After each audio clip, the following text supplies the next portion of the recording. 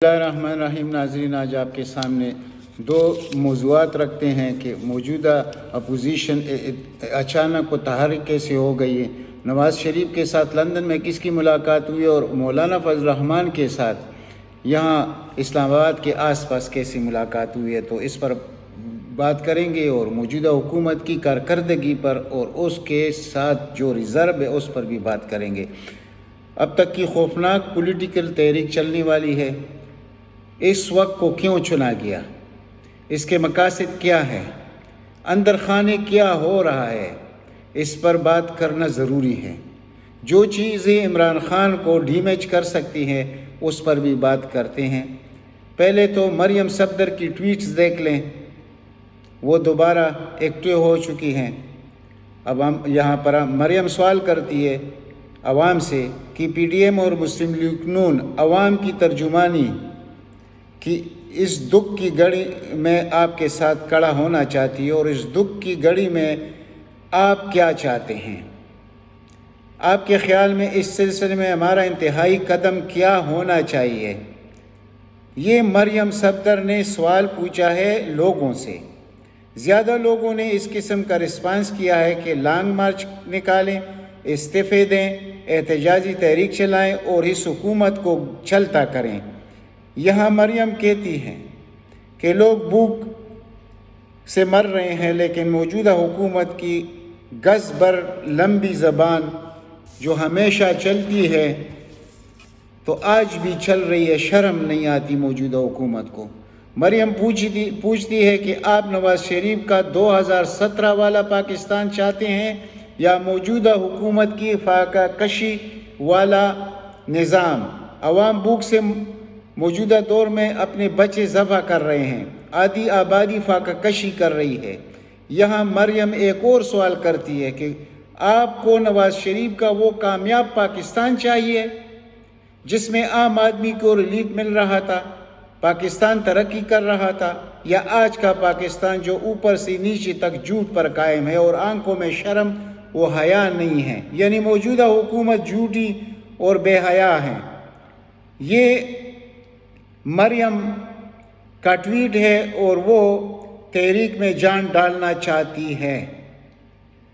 اب آپ شاہد حقانی عباسی کا میڈیا کو دیا جانے والا بیان بھی سن لیجئے، جو اس نے کہا تھا کہ ہم موجودہ مہنگائی، انتخابی اصلاحات، نیب آرڈیننس کو مسترد کرتے ہیں، یعنی ان تینوں چیزوں کو مسترد کرتے ہیں۔ یہ بھی کہا کہ بجلی کے موجودہ ریٹ کو دیکھ کر عوام سکتے کے عالم میں ہیں۔ اب وہ شخص یہ بات کر رہے جس نے خود یہ سب کچھ کیا ہے۔ شاہد حقانی نے کہا کہ مہنگائی کے خلاف پہلا جلسہ 13 نومبر کو کوئٹہ میں، 17 کو پشاور میں ہوگا اور آخری ریلی لاہور میں ہوگی۔ اس کے بعد فیصلہ کن مارچ کیا جائے گا۔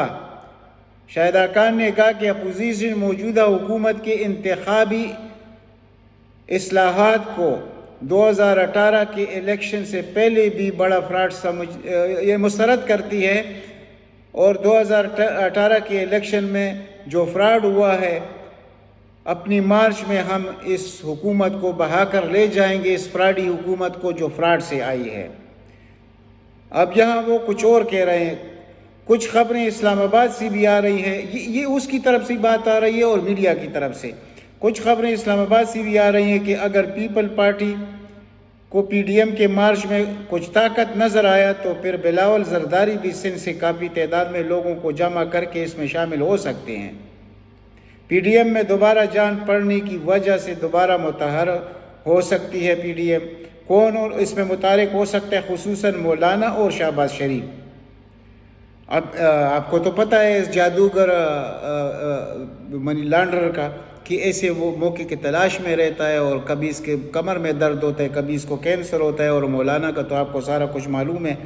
تو اب میڈیا کے لوگ یہ بھی کہہ رہے ہیں کہ نواز شریف سے لندن میں اور مولانا سے اسلام آباد کے آس پاس کچھ خاص لوگوں نے ملاقات کی ہے، اور جو طاقتور لوگ ہیں وہ عمران خان صاحب کو چلتا کرنا چاہتے ہیں۔ اب ہم اپنا تجزیہ دیتے ہیں۔ ناظرین، اس وقت جو حالات اور جن حالات میں عمران خان کو حکومت ملی تھی، یعنی اب ذرا آپ بھی موازنہ کریں، ہم بھی کرنا چاہتے ہیں تو شاید حالات آپ کے سامنے آ جائے اور ہم بھی کچھ سمجھنے کی پوزیشن میں ہوں گے۔ اگر یہ حالات کسی اور حکومت کو ملتے تو حالات موجودہ وقت سے 20 گنا خراب ہوتے، اور اگر کوئی اور ہوتا تو عام سریع الحرکت فورس بن کر ان کو فوراً سے پہلے نکالتے۔ جس طرح عالمی سطح پر مہنگائی ہوئی ہے، ڈالر نیچے گیا، جو حالات افغانستان میں بنے ہیں، جیسے مغربی ممالک پاکستان سے ناراض ہیں، جو IMF پاکستان سے ناراض ہے، جتنا قرضہ پاکستان پر پہلے سے چڑھا ہوا ہے، اور پھر جس طرح عالمی سطح پر حالات بنے ہیں، سپلائی چین ٹوٹ چکی ہے۔ اس وقت عمران خان کی جگہ کوئی اور بھی حکمران ہوتا تو اس کے ساتھ ایسا ہی ہونا تھا جو عمران خان کے ساتھ ہو رہا ہے، بلکہ اس سے بہت برا ہوتا، کیونکہ عمران خان پر پھر بھی تو لوگ اعتبار کرتے ہیں۔ مہنگائی بھی موجودہ حالات سے شدید تر ہوتی۔ اکانومی کو سمجھنے والے لوگ کہتے ہیں کہ موجودہ حالات ہی انتہائی خطرناک تھے کووڈ کی وجہ سے، اور کووڈ کے بعد شروع میں عمران خان بہت تیزی سے ریفارمز لانے کی کوشش کر رہے تھے، لیکن لوگوں نے ریئیکٹ کیا۔ پھر اس کے بعد کرونا آ گیا، اور کرونا نے بہت زبردست چوٹ لگائی دنیا کو۔ اب کرونا ٹھیک ہونے کے بعد سپلائی چین ٹھیک کرنے پڑ رہی ہے، جو ابھی تک ٹھیک نہیں ہو سکی، اور اس کا اثر پوری دنیا پر پڑ رہا ہے۔ پوری دنیا کی عالمی رپورٹس اس پر موجود ہے۔ دنیا میں مہنگائی روزانہ حساب سے بڑھ رہی ہے، تو اس وقت حساب سے پاکستان میں بھی روزانہ کے حساب سے مہنگائی بڑھ رہی ہے۔ کوئی انہونی کام پاکستان میں نہیں ہو رہا۔ افغانستان کا امپیکٹ پاکستان پر بھی آیا، وہ آنا ہی تھا۔ اب کچھ باتیں عمران خان ٹھیک کہہ رہے ہیں، لیکن کچھ باتیں ایسے ہیں، یعنی نااہلی بھی ہے صوبوں میں، اور وفاق ان کو قائل نہیں کر سکا۔ پھر عمران خان کی جہاں جہاں حکومتیں ہیں، یعنی پنجاب اور KPK میں، وہ ٹھیک طرح سے کام نہیں کر رہے۔ سب سے بڑی مہنگائی کی وجہ مہنگائی کی توانائی کی قیمتوں میں اضافہ ہے۔ ہمارے پاس جتنی بجلی ہے وہ پیٹرول فیول پر چلنے والی ہے۔ اس کے معاہدے نواز شریف نے کیے اور مکمل ہوئی عمران خان کے دور میں۔ تاریخ میں اتنے ناجائز معاہدے کسی ملک نے نہیں کی۔ اس کا خمیازہ عمران خان کو اٹھانا پڑ رہا ہے، بلکہ پوری قوم کو۔ یعنی نواز شریف نے اپنے کک بیکس کے لیے پاکستانی عوام کے پیٹ میں جو چرا گھونپا تھا، یہ آج اس کے اثرات ہیں۔ نواز شریف نے ان منصوبوں کی ایگریمنٹ اس طرح سے کی تھی کہ وہ بڑھتے بڑھتے اس حد تک پہنچ گئے کہ نہ پاکستان اس کو نگل سکتا ہے اور نہ چھوڑ سکتا ہے۔ جب یہ منصوبے بن رہے تھے تو اس وقت کے ماہرین کہہ رہے تھے کہ اس کے نرخ اتنے بڑھ جائیں گے کہ لوگ اس کو استعمال کرنے سے ڈریں گے، اور جب عمران خان کی حکومت آئی تو خزانہ بھی خالی تھا۔ ریزرو صرف اس وقت ریزرو صرف 6 ارب ڈالر تھا۔ اس کا مطلب یہ ہے کہ آپ 2 مہینے تک ملک چلا سکتے ہیں، اس کے بعد ڈیفالٹ کی طرف جانا ہوتا ہے، یعنی تنخواہیں دینے کے پیسے نہیں ہوں گے۔ اس وقت پاکستان کی جو ریزرو ہے وہ 26 ارب ڈالر ہے، آل ٹائم ہائی، تاریخ میں ہائی ہے۔ ٹیکس کلیکشن بھی جو اس وقت ہوئی ہے وہ خود ایک ریکارڈ ہے، یعنی اتنا زیادہ ٹیکس پاکستان میں کبھی اکٹھے نہیں ہوا جتنا اس حکومت کے دور میں ہو رہا ہے۔ FBR نے پہلے کوارٹر میں 180 سے زیادہ اکٹھا کیا ہے، 180 ارب سے زیادہ۔ ایکسپورٹ بڑھ رہی چکی ہے، اور کتنی بڑی ہے؟ 27% تک ایکسپورٹ بڑھی ہے، یعنی جو چیزیں پاکستان بنا رہا ہے اس کے ایکسپورٹ میں 27% اضافہ ہوا ہے۔ ہر سال پاکستان کی ایکسپورٹ میں اضافہ ہوا ہے۔ اس سال پاکستانی 30 ارب ڈالر سے زیادہ ایکسپورٹ کی پوزیشن میں ہوگا، جو کبھی ماضی میں نہیں ہوا۔ ٹیکسٹائل کی ایکسپورٹ نے ریکارڈ قائم کیا ہے۔ اتنی ریکارڈ تو 70 سالہ تاریخ میں بھی نہیں بن سکا جو موجودہ دور میں ہوا ہے، اور لگاتار یہ بڑھ رہا ہے یہ ریکارڈ، اور اپنی ریکارڈ خود توڑ رہی ہے یہ موجودہ حکومت۔ پاکستان میں 81% کپاس کی پیداوار بڑھی ہے، گنے کی پیداوار بڑھی ہے، گندم اور چاول کی پیداوار بڑھی ہے۔ پاکستان نے بہت ساری چیزیں پروڈیوس کی ہیں، یہ ساری چیزیں ٹھیک ہو سکتی ہیں اگر گورننس ٹھیک ہو، پلاننگ ٹھیک ہو تو چیزیں بھی سستی ہو سکتی ہے۔ اگر اتنی بمپر کراپس کا فائدہ نہ اٹھایا جائے، آپ کی گورننس ٹھیک نہ ہو، تو پھر یہ سارا کچھ ضائع ہو سکتا ہے۔ امپورٹ میں کمی آئی ہے جس کی وجہ سے بیلنس آف پیمنٹ میں فائدہ ہوا ہے۔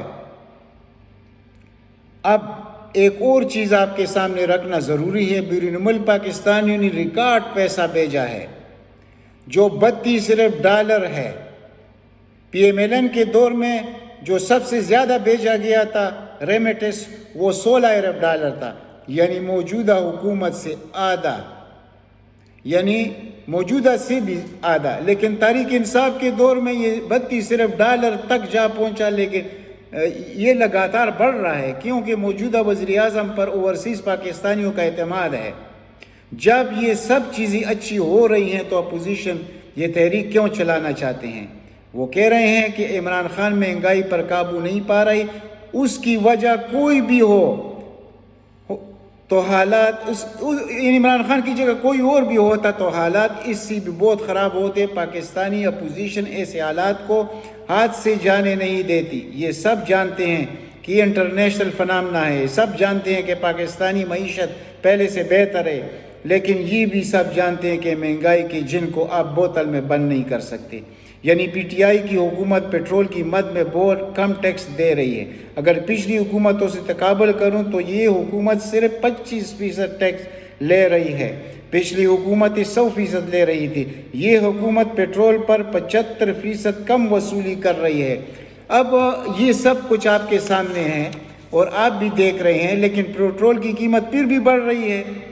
وجہ انٹرنیشنل مارکیٹ، اب یہ امپیکٹ آئے گا، یعنی پیٹرولیم مصنوعات، کھانے کے تیل ہم باہر سے منگوا رہے ہیں، اس کا اثر تو ضرور آئے گا، اور کرونا کی وجہ سے اس کی سپلائی چین پر بھی اثر پڑا ہے۔ اب عمران خان کی جگہ کوئی اور ہوتا تو اس کے ساتھ بہت برا ہونا تھا۔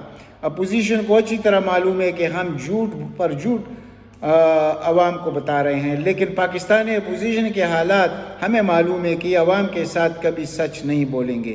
عمران خان کی داخلی پالیسی دیکھیں، خارجی پالیسی دیکھ لیں تو آپ لوگوں کو زیادہ مسئلہ عمران خان سے نہیں ہے۔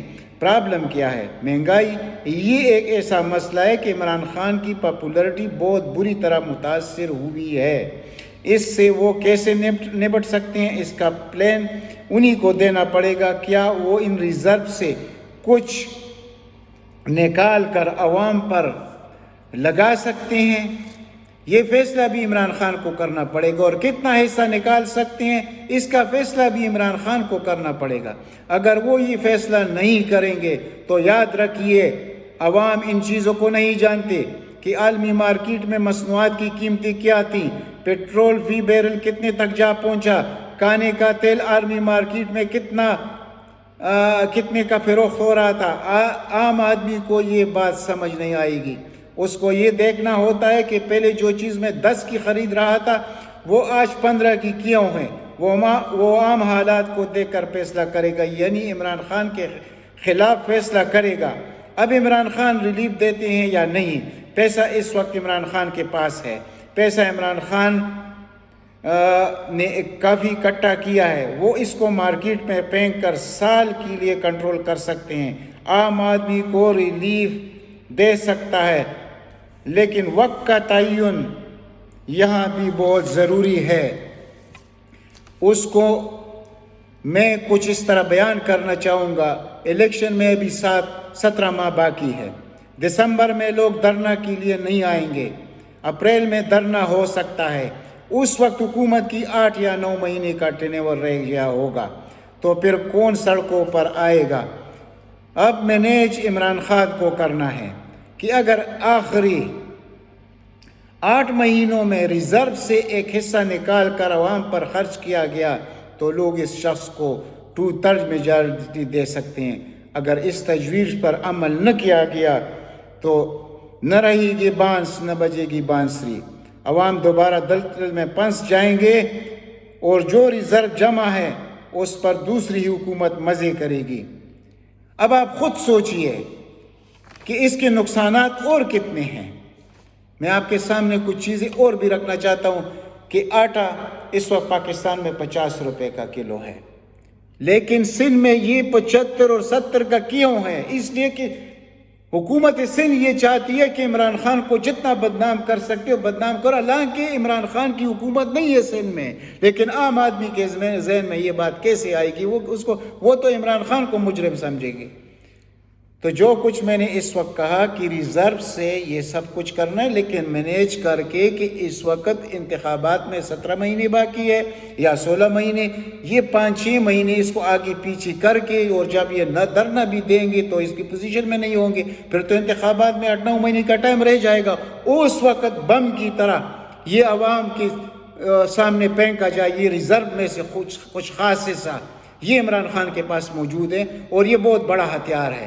اگر وہ یہ ہتھیار استعمال نہیں کریں گے، عام آدمی کو انشاءاللہ بہت بڑا ریلیف دے سکتے ہیں اس وقت۔ تو جب یہ ریلیف دیا جائے گا 2/3 میجارٹی بھی حاصل ہوگی، اور جب 2/3 میجارٹی حاصل ہوگی تو یقین کیجئے کہ یہ دنیا کی عالمی مارکیٹ میں کچھ بھی ہوگا، عمران خان ہی سرخرو ہوگا، اور قیمتیں بھی نیچے آئیں گی اور پاکستان بھی آگے بڑھے گا۔ اب تک اتنا ہی، ملتے ہیں اگلی ولاگ میں۔ اگر میرے ساتھ کسی کا اس چیز پر اتفاق ہے یا میرے ساتھ کسی کا اختلاف ہے تو وہ کمنٹ میں دیکھ سکتے ہیں۔ اللہ تعالیٰ آپ سب کو اپنے حفظ و امان میں رکھے۔ والسلام۔